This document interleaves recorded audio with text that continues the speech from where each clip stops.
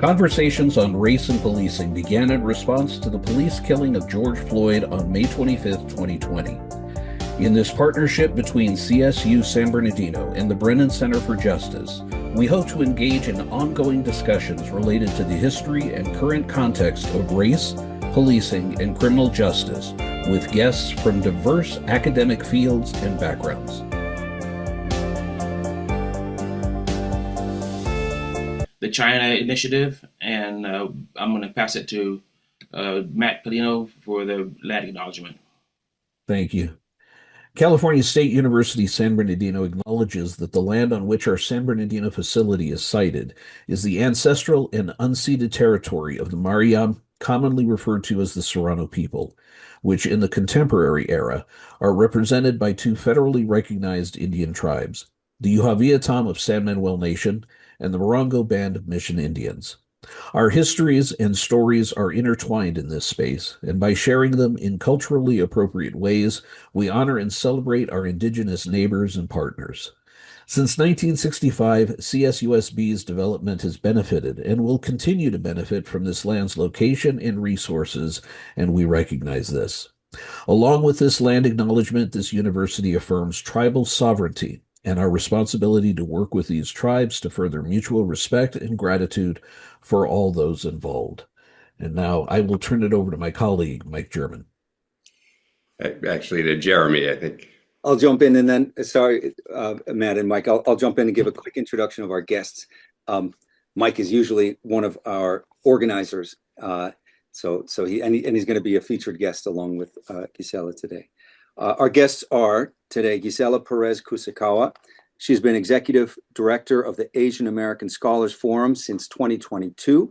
This is her second time joining our series, Conversations on Race and Policing. Kusakawa is a civil rights leader, policy expert, and attorney with a proven record in advocacy and under multiple presidential administrations. Prior to accepting her leadership role at the AASF, Kusakawa served as the founding director and supervising attorney of the Anti-Profiling, Civil Rights, and National Security Program, formerly the Anti-Racial Profiling Project, at Asian Americans Advancing Justice, AAJC, one of the largest and leading national Asian American civil rights organizations in the country. She was the primary and lead drafter and legal strategist for amicus briefs for Professors Xiaoxing Xi and Feng Tao. She has been a trailblazer and an expert on policy and advocacy on anti-profiling, national security, and civil rights, having spearheaded coalition work to end the U.S. Department of Justice's China Initiative, which is today's subject. She has appeared in multiple media outlets such as NBC News, Science, LA Times, NPR, and the MIT Technology Review. Her community involvement includes serving on the board of directors for the Asian Pacific American Bar Association Education Fund, the conferences on Asian Pacific American leadership, the National Filipino American Lawyers Association, and is a founder and president-elect of the Filipino American Lawyers Association of DC. For her work in civil rights and public service, Kusakawa had the honor of receiving the Justice Thurgood Marshall Civil Liberties Award and was awarded the competitive National Asian Pacific American Bar Association Law Foundation Community Law Fellowship, which seeks to develop public interest law leaders to advance Asian American civil rights. Kusakawa is a first-generation immigrant who hails from the Philippines and spent her childhood in Tondo, Manila, before moving to the United States. And she received her JD from the George Washington University Law School. Also joining us as guest today is Mike German. Mike has been part of the organizing team here in the Conversations on Race and Policing for over 4 years. We roped him in after he joined us as a guest to talk about the differences between January 6th and Black Lives Matter police responses. He's also been a featured guest for his many trenchant books and articles on topics of race and policing, especially intersections of white supremacy and policing. He was a fellow with the Liberty and National Security Program at the Brennan Center for Justice at NYU Law School. He's worked at the ACLU and served 16 years as an FBI special agent. He's the author of Thinking Like a Terrorist, as well as Disrupt, Discredit, and Divide, How the New FBI Damages Our Democracy, and most recently, Policing White Supremacy from the New Press. His work has also included analysis of the China Initiative, and he has published several articles analyzing its impacts. German's work, Thinking Like a Terrorist, based on his experience undercover with white supremacist gangs, was also the basis of the 2016 film Imperium, starring Daniel Radcliffe and Toni Collette. Entertainment Weekly said it was a tense, chilling thriller, and the LA Times called it impressively dimensional, tense, gripping, and disturbing. I recommend everybody get the books and look for the advocacy and the articles written by Gisela and Mike in the news. I'll share links to their profiles, and you can learn more about both of them. And now I'll toss the floor over to Mike and Gisela. Thank you so much for joining us. Thanks so much for that introduction, Jeremy. I had the pleasure of working closely with Gisela in end of 2019 and 2020 when the China Initiative started, and found, not just she's an excellent lawyer as her bio reveals, but also an excellent organizer. And she did a lot of the organizing and a lot of the hard work to produce a series of webinars we did with it while she was at the Asian Americans Advancing Justice, AAJC, with a group called APA Justice Task Force. And we have links to those webinars. And I think those webinars were really essential to raising awareness, particularly among journalists, about the unfairness of the China Initiative. But Gisela, why don't we start just by giving a brief overview of what the China Initiative was. No, absolutely, Mike. And it's always an honor to be able to sit in conversation with Mike. Many don't know, but he's an untold hero when we talk about the end of the China Initiative, because it really took a coalition, including people previously in law enforcement, to convince people that this was really not the right approach. I think for many folks here, when we're trying to understand, well, what exactly was the China Initiative? It was a program under the Department of Justice, under the first Trump administration. It was meant to allegedly address espionage and intellectual property theft attributed to the Chinese government. However, it soon raised concerns of racial profiling and heightened scrutiny of Asian American scholars, particularly individuals of Chinese descent. And I still remember this moniker on the ground, where many Chinese American scholars would say it was essentially researching wild Chinese. It was a completely new environment in terms of how the Asian American community was going to tackle the level of resources and attention that was being put onto them. And it really incentivized us to try to figure out how do we address, law enforcement in the way that the Asian American community was experiencing it, which was largely from an intelligence lens, which is very complicated, not as transparent, and extremely challenging. So it was really that period of time that you saw sort of a McCarthy-like period for the ANHPI community. But that wasn't the first time that Chinese scientists were targeted. And even under the Obama administration, there were a number of cases that didn't hold muster when brought to public light. Can you talk about that period and kind of the history of targeting Chinese and Asian Americans as national security threats? No, absolutely. And I think that's one of the things that we tried to emphasize to folks that, the Department of Justice China Initiative was not the start of racial profiling of Asian Americans under national security pretext. It was an escalation, but we saw beforehand, for example, in the case of Professor Xiaoxing Shi at Temple University, he had experienced accusations of being a technological spy. And that was back in May 2015 when the FBI had raided his home. He was detained, he was interrogated. allegedly for essentially a pocket heater. The government said that he had violated an agreement by sharing information about the heater with colleagues in China, and he was indicted on 4 counts of wire fraud.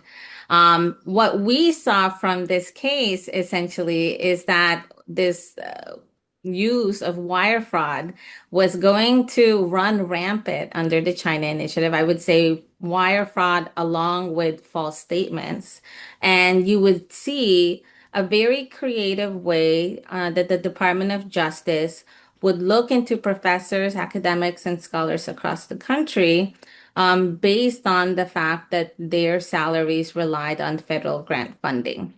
And so we consider this in many ways the criminalization of normal academic activities that was happening before the China initiative. And in many ways, I would consider sort of being tested. And then they ran full blown once the China initiative was launched. But what was really important, and the reason I started the program at Advancing Justice AJC, it was the first department at my previous nonprofit that connected national security and racial profiling.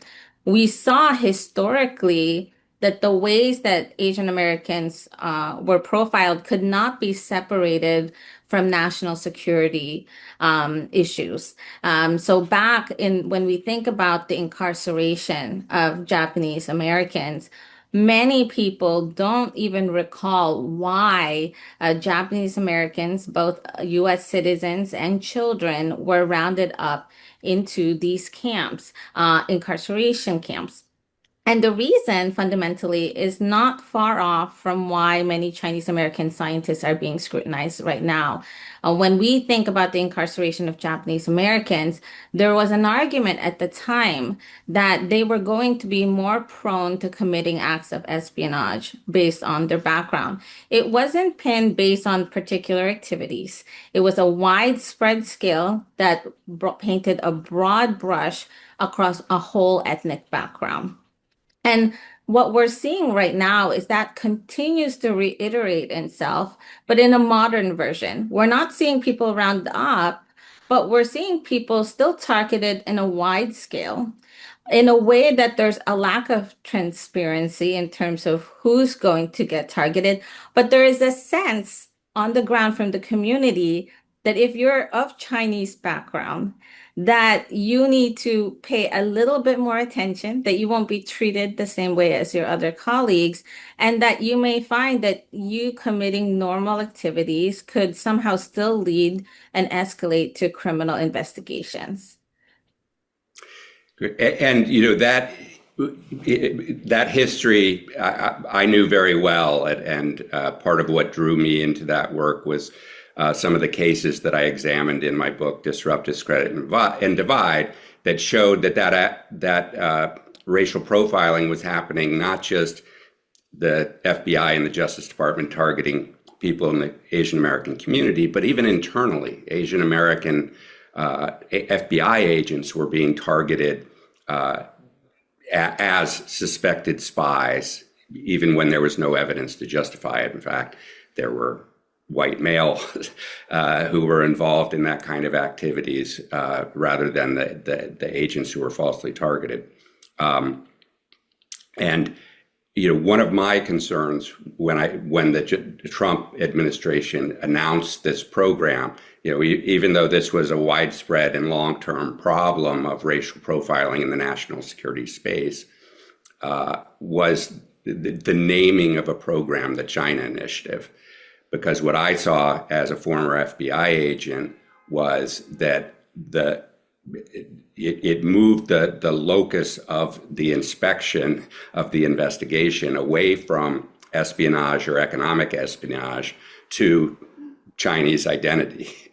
That there was some connection there, because if you found a Russian spy, that didn't solve your problem of now having to address this initiative and have cases justifying this initiative. So first you had to find somebody who had some relationship with China, even if that was just ancestral.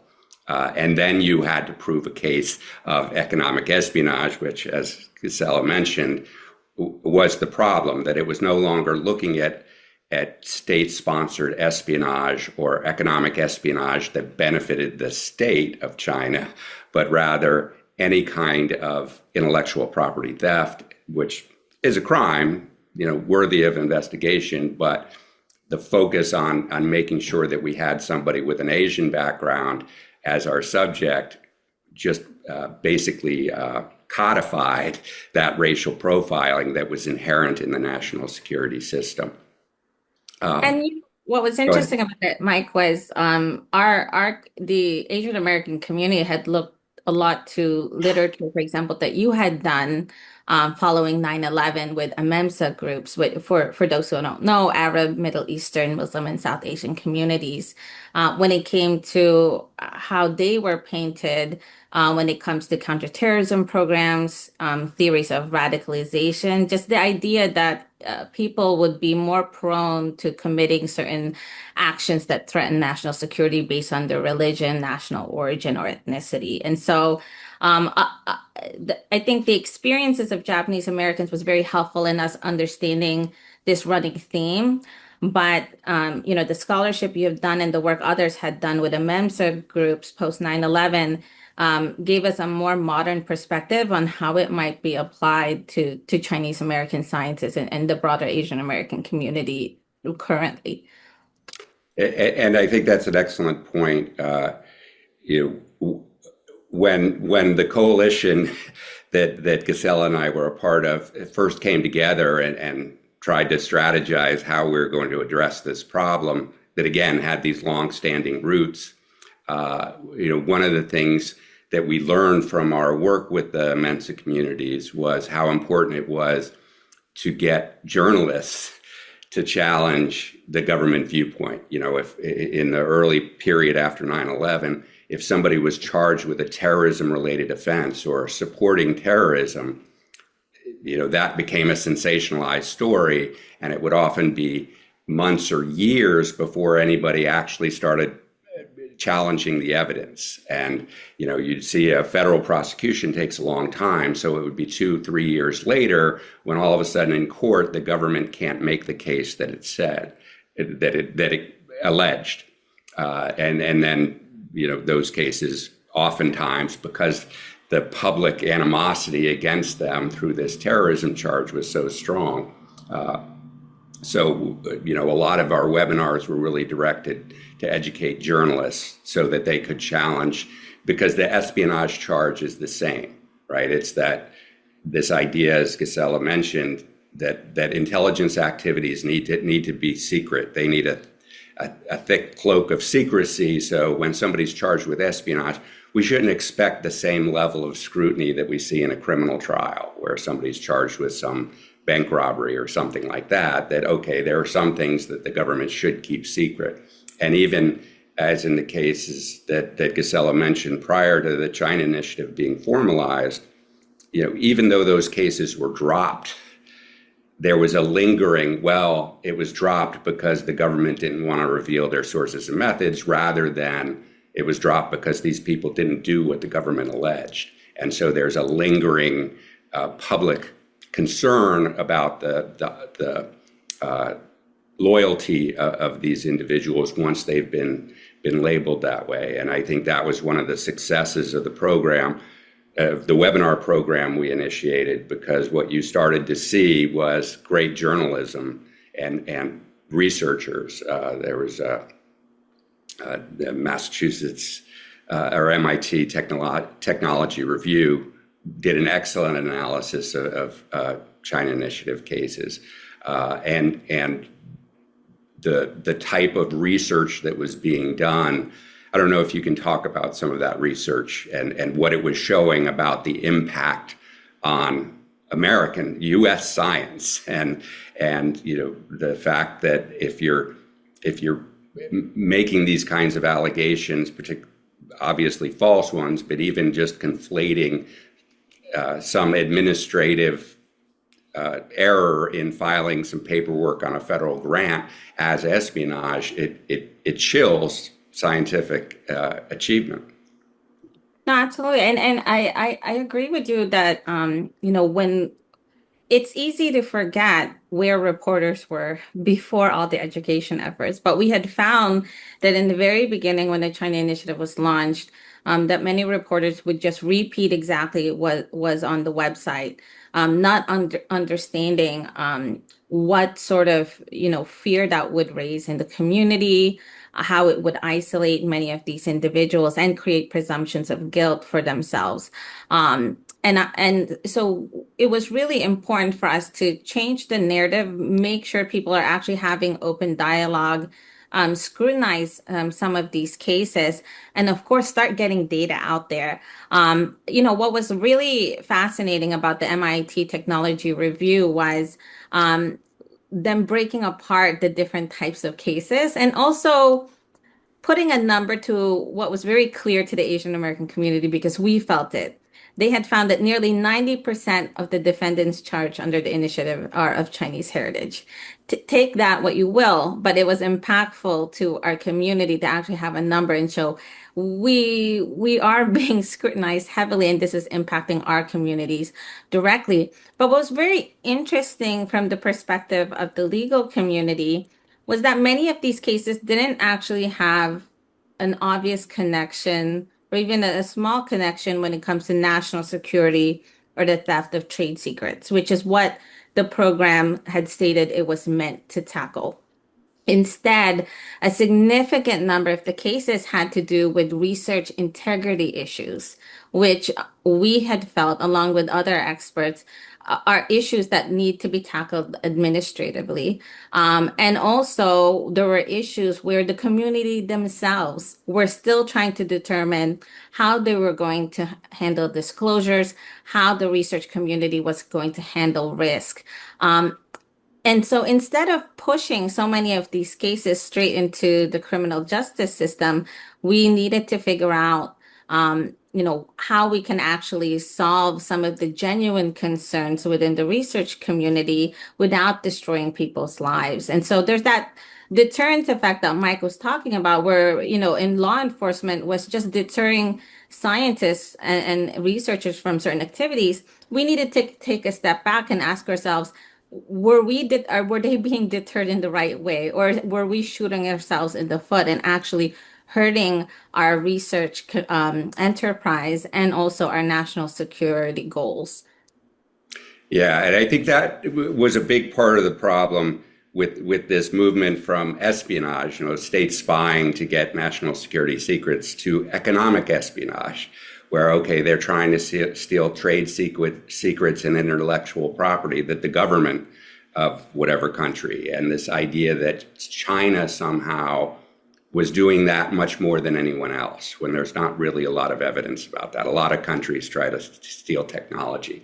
But then the shift away from state-sponsored activities to any individual engaging in the theft of intellectual property, and then further to this academic integrity where somebody didn't fill in paperwork absolutely correctly on a federal grant, and how that movement away from what the government was actually looking at had a natural and legitimate interest in curbing had changed to where now the average academic can work on a project, and maybe there's a scholar in a foreign country that I can learn from or collaborate with in a way that will move my research further. But that brings inherent risk now, because if that researcher is from China or has a relationship with a Chinese university, the government now looks at that quite differently.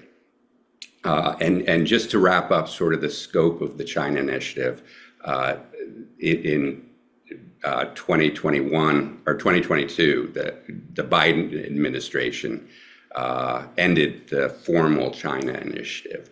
But did the activities that concern the Asian American community and all of the scientific and research community end?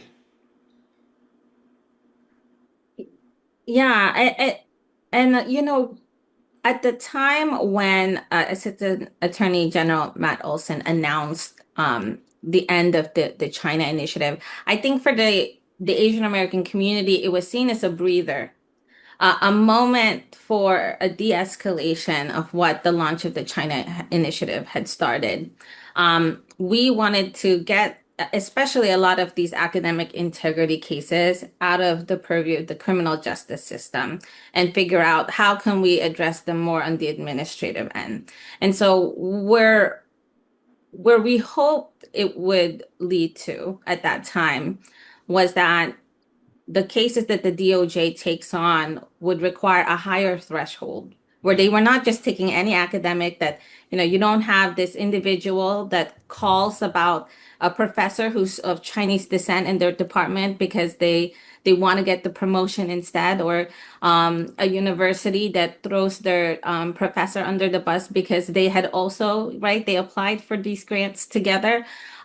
We wanted to make sure that really we didn't have this escalation, and there was really a higher standard when it comes to how material is this case to the actual goals of combating espionage, and is there actually a national security connection? And if there's not, the DOJ should defer this to the federal grant agencies and to the universities. And then that would give us leeway for the community to then work with these other entities to come up with fair solutions, because we also didn't want them to be getting in trouble on the administrative end if it wasn't fair. If, for example, at the time that they had gone to a conference in China, it was actually encouraged that they go and have these engagements. And so that required a lot of time. But one of the, obviously, the challenges, even though it gave us a breather, was you can't just stop these cases. Even though they announced the end of the China initiative, all of the cases that had started under it needed to still go through the normal legal process. And so certainly that's time consuming and very challenging for people on the ground. But there was a strong message, I think, that the community received, that we were able to get this step forward, and maybe we can continue to have small wins along the way. And I want to make sure that we open it up to our other hosts, and if anybody in the audience has a question, you can put it in the Q&A feature. But if unless somebody has a question, Jeremy, do you have to? Thank you, Mike. I was formulating a question, so I'll try not to take too long, but as I sort of get it together, this idea of government by campaign, is very much a marker, I think, of obviously both Trump administrations. There's a lot of sort of vibes, just in terms of putting out an idea like xenophobia or sort of anti-Chinese sentiment or resentment. But again, I think, as you noted, this is not just something of the Trump administration. This is something that we saw in the previous and in the Biden interregnum there. I think it's worrying to think about the idea of sort of government by campaign, because it gets into these issues that are at the heart of what both Gisela and Mike do, and that is look at how things are prioritized. And that idea of priorities is a term that keeps coming up for me. We've done almost 150 of these events. But what is a priority? What gets priority of law enforcement resources, of oversight resources or surveillance resources? Of course, the famous Cardinal Richelieu line was something like, I think it was Richelieu, give me 50 words by the most honest man and I'll give you something to hang him by. Right? That idea of sort of everybody's innocent until they're investigated. That gets to this question of priorities, and it's very squishy and it's very hard to track, or it's hard for most people to track. But you both do such an excellent job of tracking and of showing how this issue is misguided. It's at the heart of Mike's work and also what you're doing, Gisela, to ensure the just application of the law. But in terms of racial profiling, there's this old saw that I hear. I used to work when I was a waiter. A bunch of NYPD guys would moonlight as security guards at the place I used to work, and they would say things like, racial profiling is illegal, but it works. So there's this false kind of common sense right? It's not actually common sense, but it's a false common sense. And we get a lot of that from the Trump administration, sort of false common sense. And then it has an impact on priorities and where those priorities get directed. So I was just interested in that concept of priorities and what you thought about that, how we can track that in law enforcement, in the application of the law, in the courts. I think we heard a little bit, movements toward the answer there in terms of raising awareness. Mike was talking about raising awareness among reporters, among journalists, and then obviously taking legal action. But it seems that proving that kind of prioritization seems to be an enormous challenge. So though unjustly allocating resources. Martin Luther King said a budget is a moral document, right? A budget is a reflection of priorities. How do we get at that? It seems so squishy and such a challenge, and I'm just interested in hearing, because it's at the heart of so many of these conversations that we've been having. And I think the national security context makes that all the more difficult because so much of it is secretive. And so it's really hard to do to get the data so you can do that kind of evaluation. And there are these persistent stereotypes. And obviously, Gisela can talk about the perpetual foreigner stereotype that has been used to target Asian Americans for a myriad, both national security and criminal justice, and other select programs like the China Initiative, where and that's the idea that because of a person's race or national origin, they can never be fully American. And the Japanese internment was sort of the perfect example. Where we were at war with Germany and Italy, and there were German nationals and Italian nationals who were incarcerated during that period, but they didn't go after German Americans or Italian Americans wholesale and put people not suspected of any kind of disloyalty in prison the way they did with Japanese Americans. Just highlight that issue in the national security context. And one of the persistent rumors in the national security establishment is the 1,000 grains of sand theory. And again, this is inherently racist. This idea but the idea is that Chinese espionage is at a level much higher. The Chinese government espionage is at a level much higher than any other national espionage, because they enlist the entire population as spies. And any person of Chinese American who comes, or of Chinese ancestry who comes to the United States, they aren't looking for national security secrets.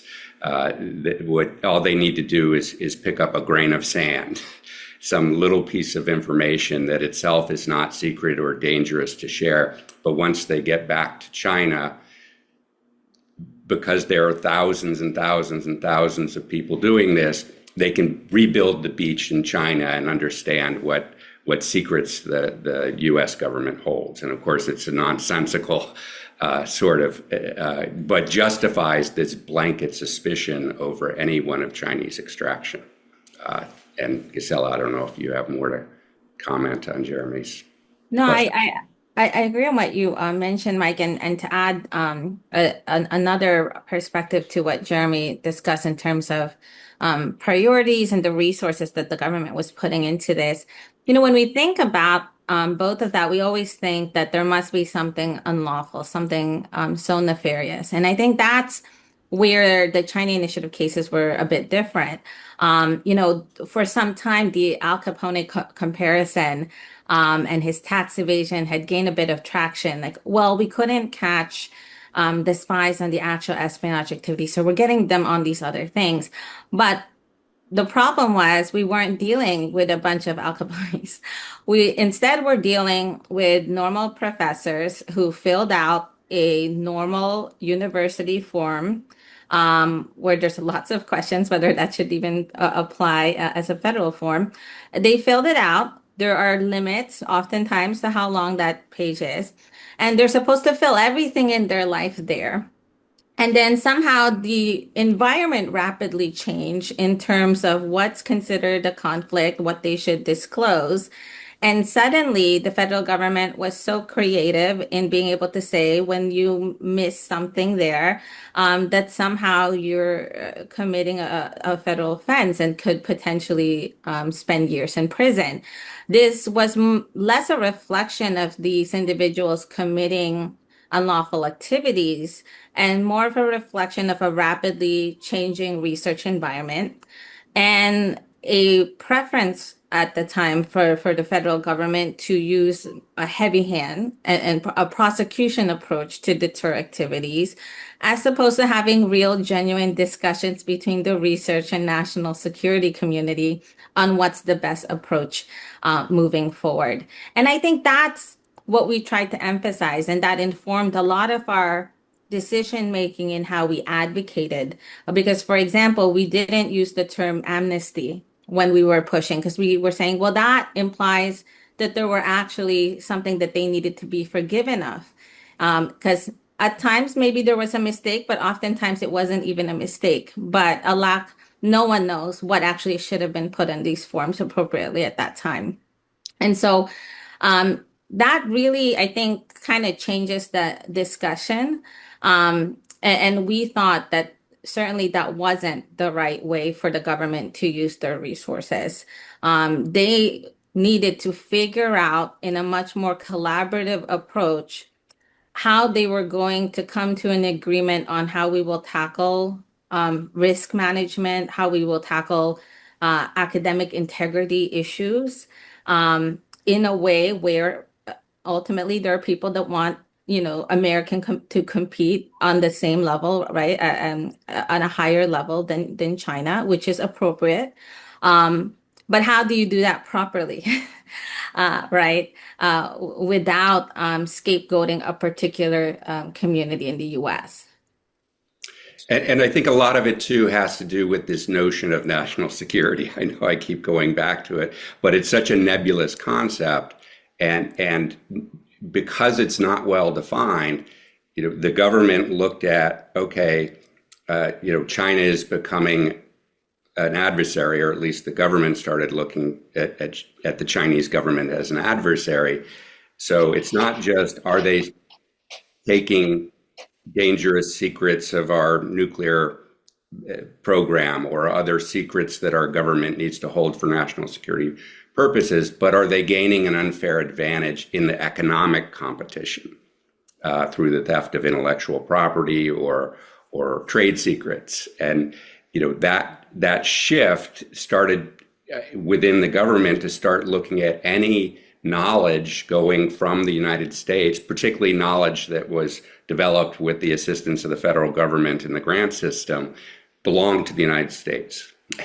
And therefore, any transfer of that knowledge to a foreign country, and particularly to China, was a theft, without recognizing that science doesn't work that way. And what was frustrating to me, only a few of us are old enough to have grown up during the Cold War, when we recognized the importance of spreading knowledge and having a free exchange of ideas in the scientific community, both to improve the United States and the lives of Americans, but also to improve the world and to forward scientific achievement, where here, normal science that isn't part of any national security, even if it's one of the things they do to sort of fuzz up what the distinction is, they call it dual use technology. This hammer isn't a national security threat, but boy, if a hammer could be used to build a nuclear device, then maybe it is a dual use device. So it creates this ambiguity of what it is we're actually targeting. And when you work in the national security community, It's like, okay, we have civil rights and individual privacy on this side of the balance, but we have the survival of the nation on the other.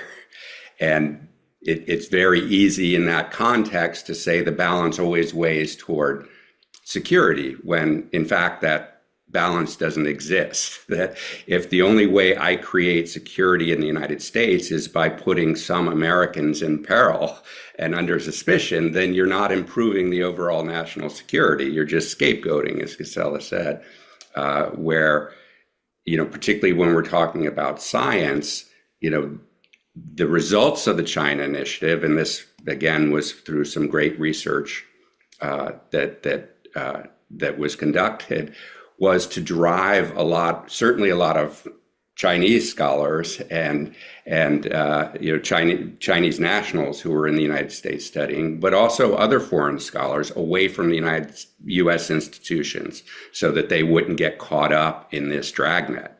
Can you talk about some of that, Gisela? Yeah, I wanted to kind of push our data that was our AASF scientists had pulled together following the China initiative. We had surveyed over 1,300 scientists of Chinese descent. And what we had found was, in many ways, if people's goal was to deter the scientific community, they were successful. Our studies had shown that 42% were fearful of conducting research in the US, and 61% considered leaving the country. But despite all this, about 90% said that they still wanted to contribute to the US research enterprise.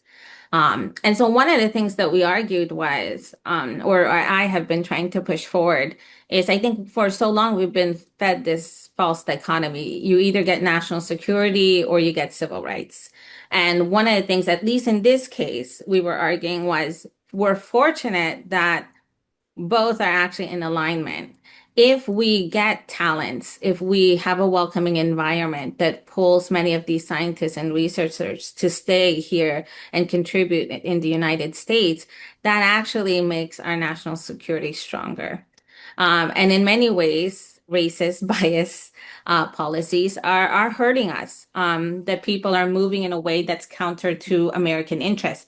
When we think even about the case of Dr. Gang Chen, his case was so weak, but was one of the most notable under the China initiative, and essentially fell apart pretty early on. But what I think is important to note is, after that, he and his team went on to find a new semiconducting material. Something that makes the US more competitive. And so that's the sort of talent, when we talk about one person, it's not, we can't just think of them as one individual. We have to think about all of the different discoveries and innovations that they could have that will stay here in the United States. And so we are really trying to think, in the national security debate, in terms of how the US can be competitive with China, we need to make sure the Asian Americans are not collateral damage in the middle of that debate. We need to find a way to continue to safeguard their rights while we're trying to tackle very difficult questions of, risk, research, security. But it continues to be really relevant right now. And I'll add this: we have scientists that are continuing to get stopped at the border. We have attempts to reinstate the China initiative almost every 6 months in Congress. And you have not only now the scientific community, but increasingly a lot of humanities professors who are also finding themselves being questioned by the government right now. And it's starting to look as if it's less so about your research and more so about any connections you have to China, including things that you cannot change because it's inherent to your identity or your family. Jeremy, you're on mute. Sorry, thank you, Gisela, and thanks, Mike. This idea of national security as muddying the waters, it's amazing to think that even further competitiveness, to muddy the waters in a way, economic competitiveness, utterly beyond any semblance of legality. But this sort of governance by campaign or governance by vibes or something like that might make somebody, might allow this to sort of pass by, unless people like you all are catching this. And I also just want to note another group, so the lawyers, law enforcement, and also journalism. Thanks, Jeff Mervis, for your question. I'm going to read it aloud, except for the identifying information at the end, which I'll share with Mike.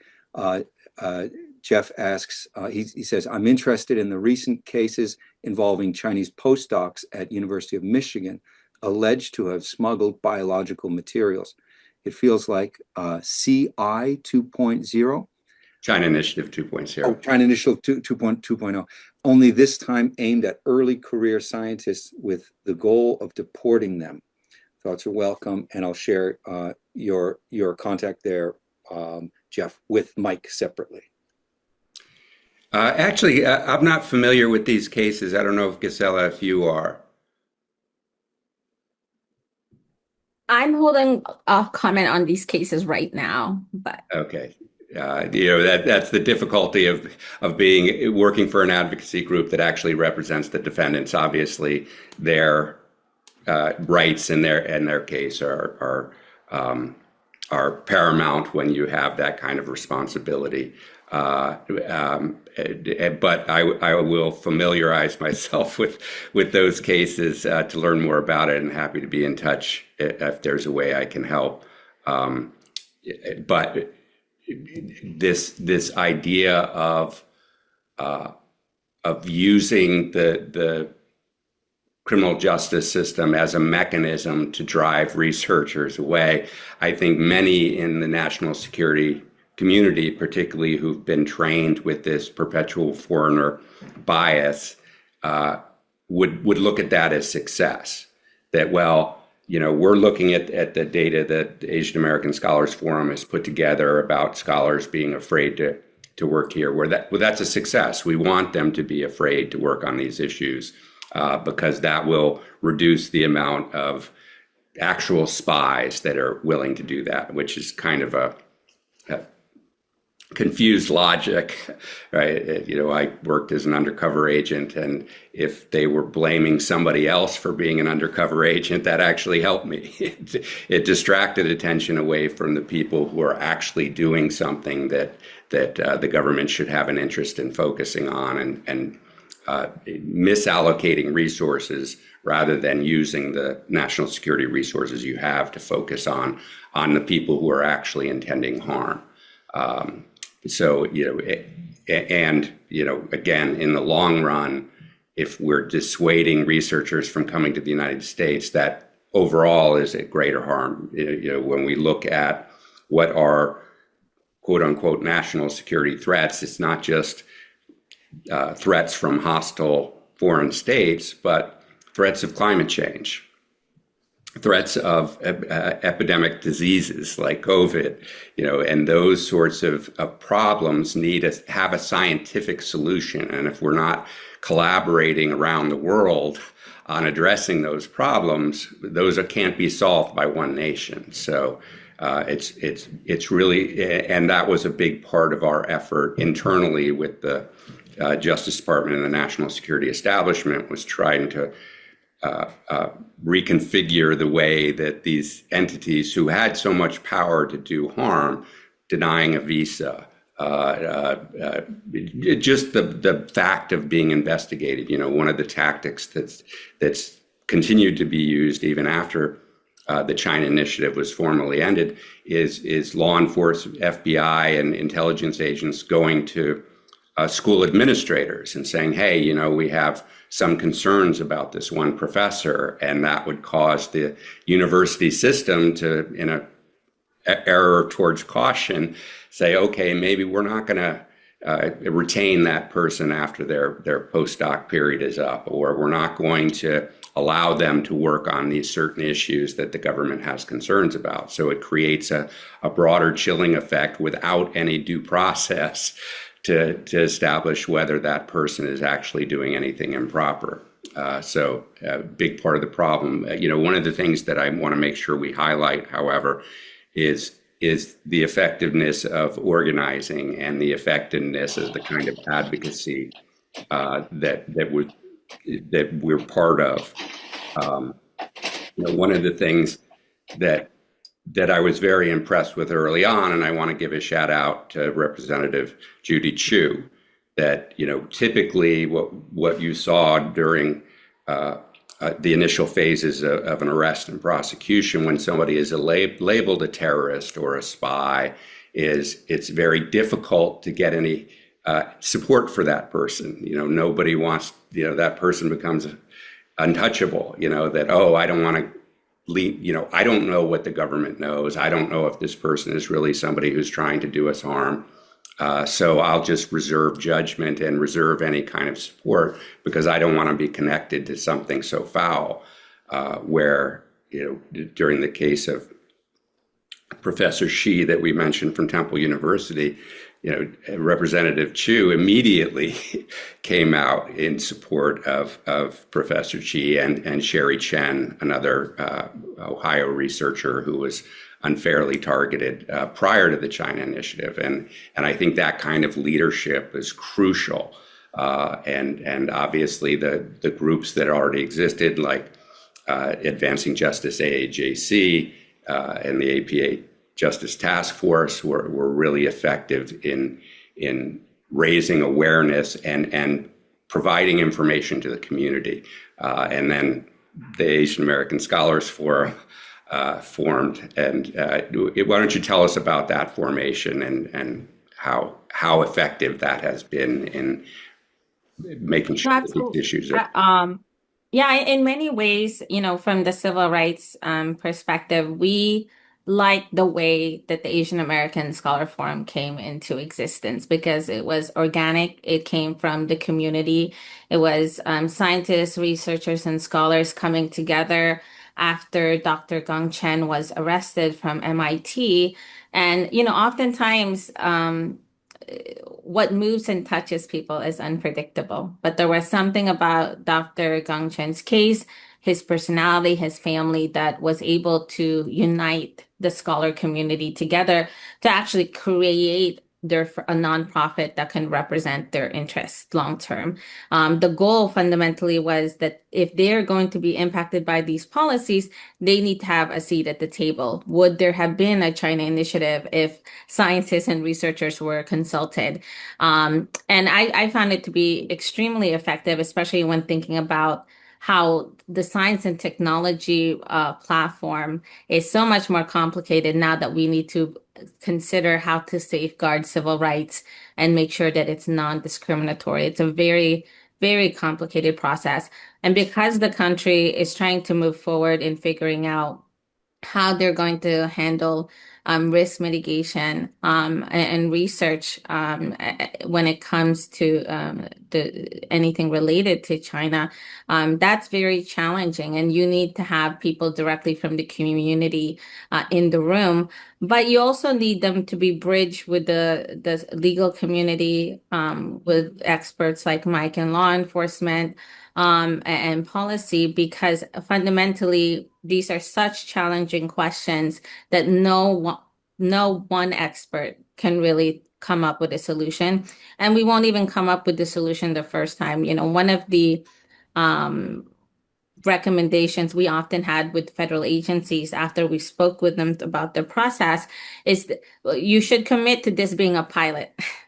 Because once you test it out, we'll get a sense of the number of cases, how the scope of it, how people are going to get impacted, and then we need to be able to adjust it. Now, obviously, that was a time when there was more openness to working together on some of this.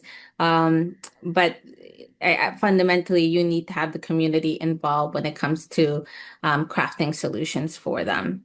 And unfortunately, we need it now more than ever because there is such an increase in targeting for, I would say, not only Asian American researchers, but the whole research and scientific community have really found themselves a bit at the chopping block. A lot of strategies that were used against Chinese American scientists are now being used against research communities as a whole. There's a lot of technology advancements And one of the things that I'm concerned about is the African countries are doing technology so far advanced than we are, and I think a lot of it has to do with like you said, laws and uh, racism and so on. My question is challenging the evidence, trade secrets versus technology. So, could you talk a little bit about that? Um, did you want to tackle that, Mike, or? Sure. When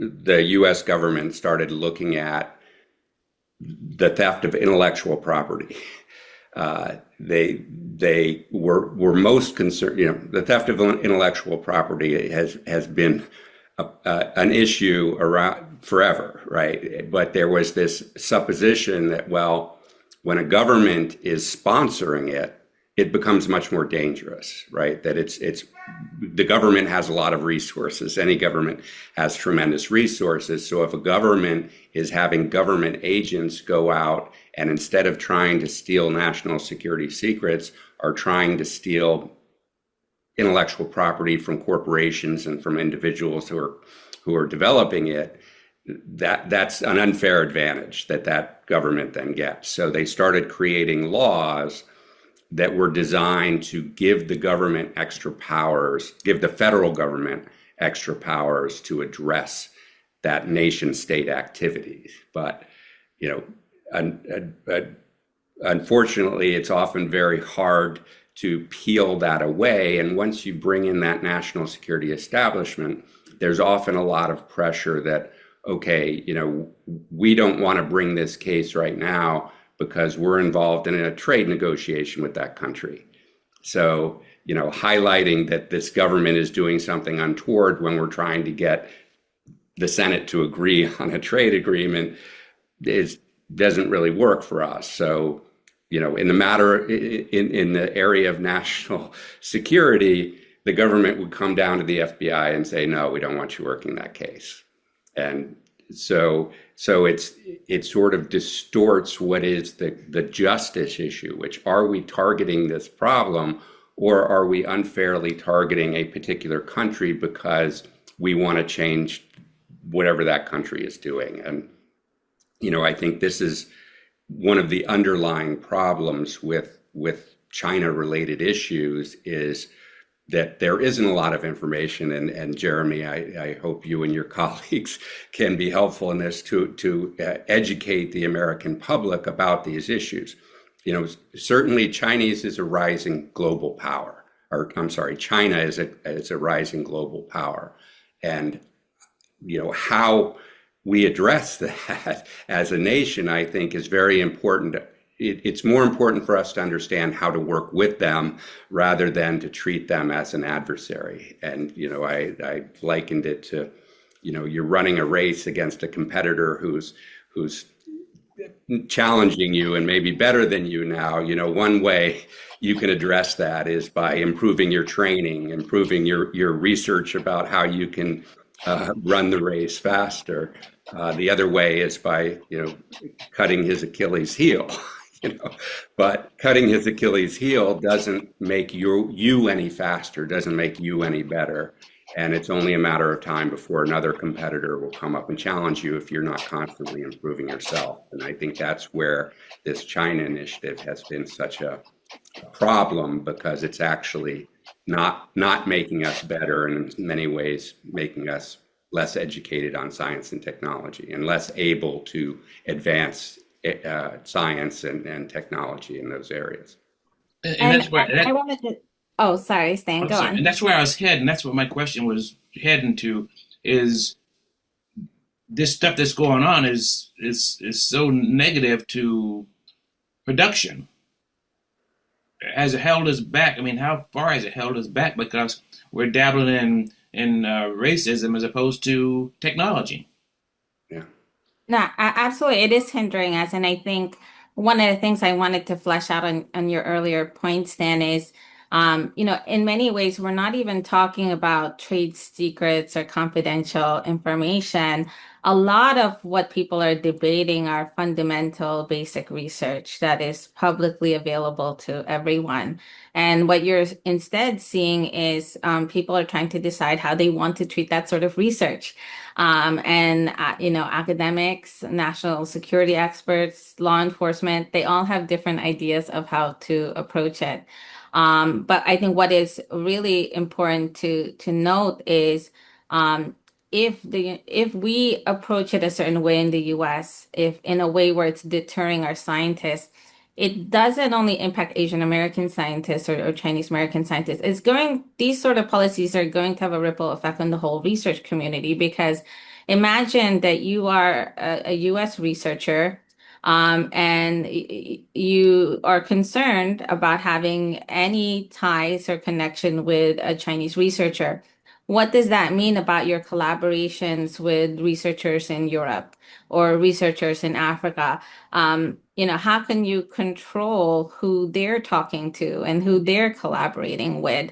So if we're closing the doors for ourselves, that has a lot of implications for our future. So, people have different ideas of how we can really win the technology race. But I think for us, at least at ASF, we firmly think that, it's about the talent pipeline and making sure that the United States remains an attractive place for people to want to go move to for these great talents to come and stay.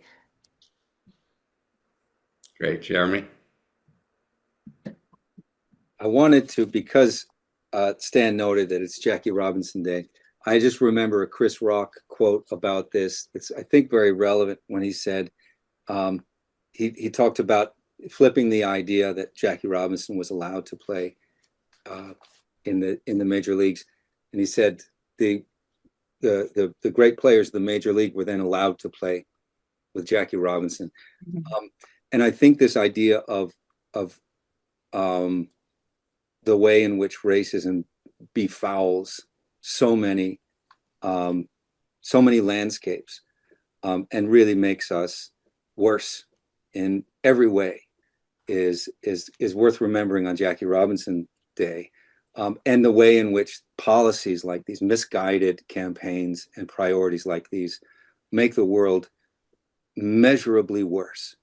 The facts are in, the science is in, the numbers are in. So I was reminded of that Chris Rock quote, and of course Stan's Brooklyn Dodgers shirt, and that it's Jackie Robinson Day. I thought that was a neat point, also building on Gisela's note about this robbing us of so many opportunities and so many potential breakthroughs, science, technology, but also in the humanities and other areas. But I also was jumping in because I don't want to keep our guests too much past the top of the hour. This has been so great, as always, to learn from you, Mike and Gisela. Stan, it's always a delight. And I'll turn it back to you for any closing thoughts.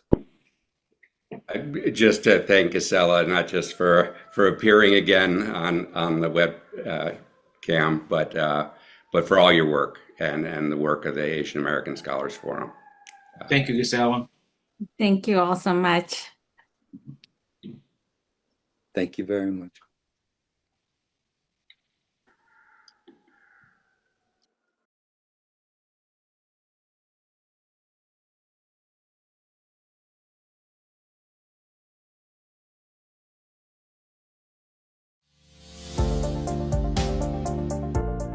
Conversations on Race and Policing has been supported by funding from the California State University San Bernardino College of Social and Behavioral Sciences, Faux Library, and the Diversity, Equity, and Inclusion Committee.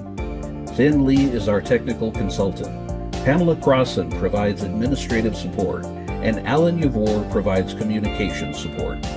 There's more information in the show notes, and please join us online at csusb.edu/CORP for upcoming programming and to find our catalog of over 100 past events with guests like Robin D.G. Kelly, Jamal Bowman, Dorothy Roberts, and many more.